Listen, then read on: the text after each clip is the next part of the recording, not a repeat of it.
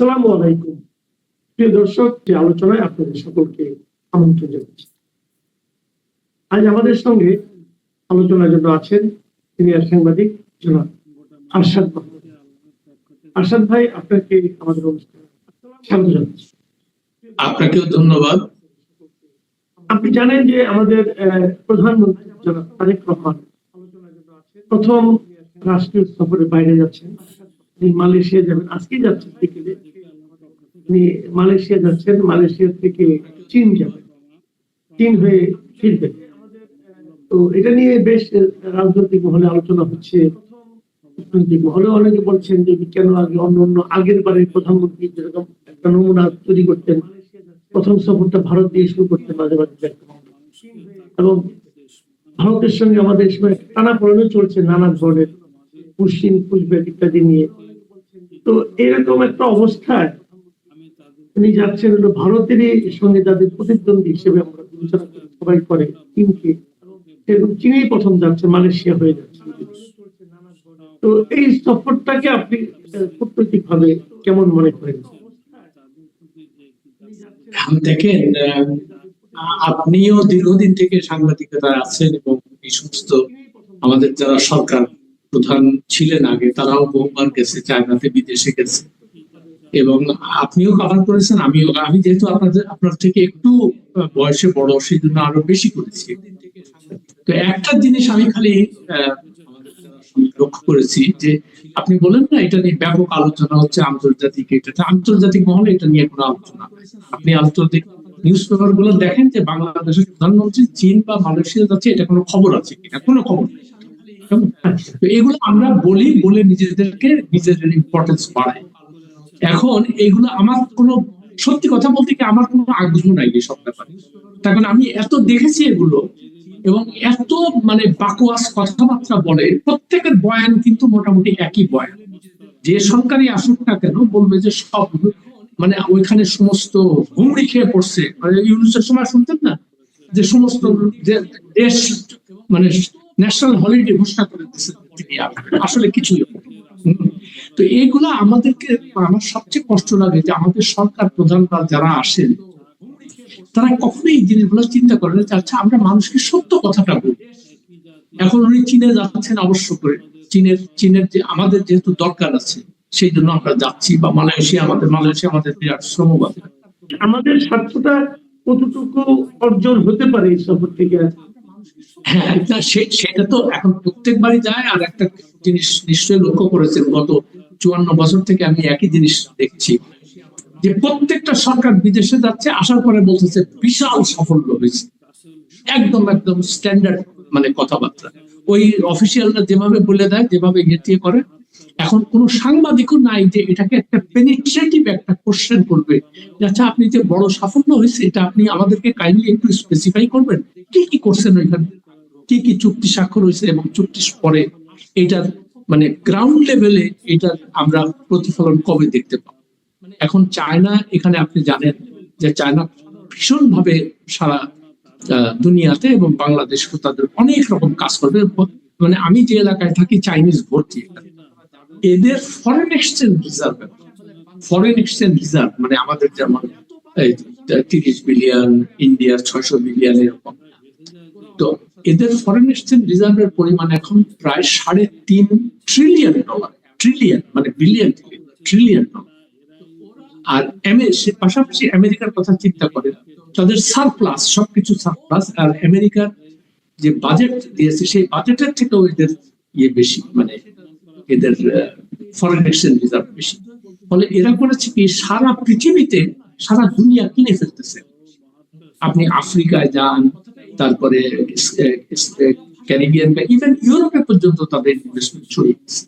তো এখন ওরা যখন এখানে আসে, তখন নিশ্চয়ই তাদের নিজের স্বার্থের কথা চিন্তা করে, তারা বাংলাদেশ কিভাবে। এখন আমরা সেই সুযোগটা নেব। সেই সুযোগ কিভাবে নেব?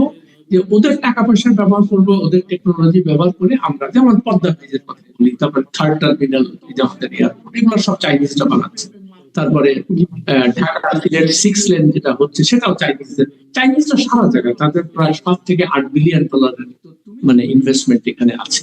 তো এখন বলা হচ্ছে এখন তো বলা হচ্ছে যে তারেক রহমান সেখানে যাচ্ছেন বেসিক্যালি আমাদের তিস্তা যে প্রকল্প, সেই প্রকল্পের ব্যাপারটা নিয়ে আলোচনা করা যায়। তো ওটা হলে তো আমাদের জন্য ভালোই হবে নাকি? হ্যাঁ, এখন আমি তো এটার কোনো এক্সপার্ট না, ভালো তো নিশ্চয়ই হবে, নিশ্চয়ই, মানে আপনারা তো সেইগুলাই জানেন। তবে আমার একটাই অনুরোধ থাকবে তারেক রহমানের প্রতি বা এই সরকারের প্রতি, যে আমাদের স্বার্থ যাতে কোনোভাবে আন্ডারমাইন না হয়, এটা আপনারা খেয়াল করবেন। যেটা আমি আগেই বলেছি, কোন দেশ আমাদের বন্ধু না, এটা কিন্তু মনে রাখতে হবে। প্রত্যেকটা দেশ যার যার নিজের স্বার্থ দেখবে এবং আমরাও আমাদের নিজের স্বার্থ দেখবো। এখন তিস্তার যে ব্যারাজের ব্যাপারটা, এটা একটা বিশাল ব্যাপার। এটা ইন্ডিয়া করতে চাইছিল, আপনি তো নিশ্চয়ই জানেন ইন্ডিয়ার সঙ্গে এটা নিয়ে একটা মানে ঝগড়াঝাটিও শুরু হয়েছিল। তো এখন যদি তারেক রহমান সাহেব এটা করতে পারে, খুব ভালো কথা। কিন্তু ওই একটাই কথা বলি, আমরা তো রেজাল্ট দেখবো অন দ্য গ্রাউন্ড। আপনি এই চুক্তি, যদি চুক্তি হয়, চুক্তি হবে কিনা আমি জানি না। এবং চাইনিজরা কিন্তু সাংঘাতিক হার্ড বার্গেনার, তারা কিন্তু সাংঘাতিক ভাবে, ওই যে বললাম না, ওই জিনিসগুলো তারা জানে যে তাদের ন্যাশনাল ইন্টারেস্ট কিভাবে সার্ভ হবে, সেই জিনিসটাকে তারা প্রায়োরিটি।